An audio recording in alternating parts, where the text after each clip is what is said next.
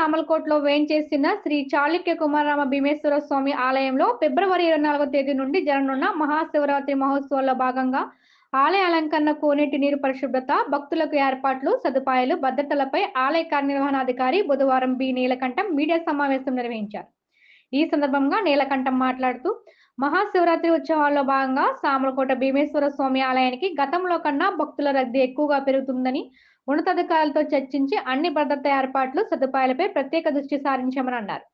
శివలింగానికి పంచామృతాలతో కాకుండా మంచినీటితో అభిషేకం చేయడం జరుగుతుందని, ఈ విషయాన్ని భక్తులు గమనించి ఆలయ సిబ్బందికి, అర్చకులకు, కమిటీ వారికి సహకరించాలని భక్తులను కోరారు. నమ శివాయ.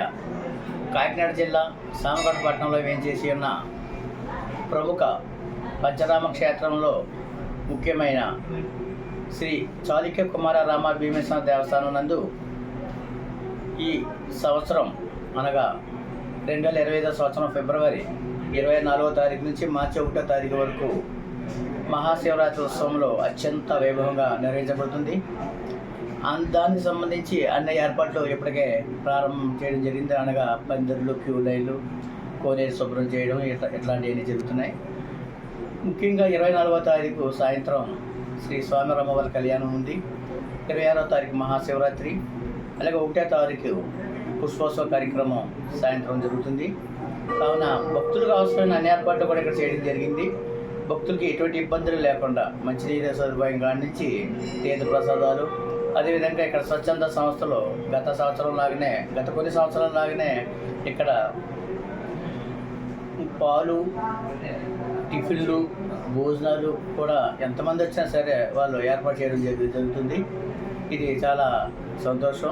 ముఖ్యంగా గతంలో కన్నా ఈ మధ్య కాలంలో మేము చూసినట్లయితే భక్తులు బాగా పెరిగారు. మేము గమనించిన విషయం అది గత కార్తీక మాసంలో. అలాగే ఈ శివరాత్రి కూడా 60-70 వేల మంది వస్తారని మేము అంచనా వేస్తున్నాం. దాని తగ్గట్టుగానే మేము ఇప్పటికే గ్రామ సభ జరిగింది.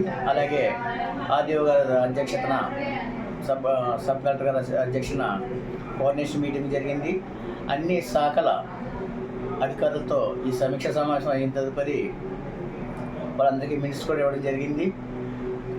అందరూ కూడా ముఖ్యంగా మాకు పోలీస్ డిపార్ట్మెంటు, శానిటేషన్ నిమిత్తం మున్సిపల్, అలాగే మిగిలిన శాఖలన్నీ కూడా వారి యొక్క ఇది వాళ్ళు చేస్తారు. అందు గురించి భక్తులకు ఎటువంటి ఇబ్బందులు కూడా ఇక్కడ ఉండవు. కావున భక్తులందరూ కూడా వచ్చి శ్రీ స్వామివారి అమ్మవారిని దర్శించుకుని తీర్థప్రసాదం స్వీకరించవలసిందిగా కోరుతున్నాను.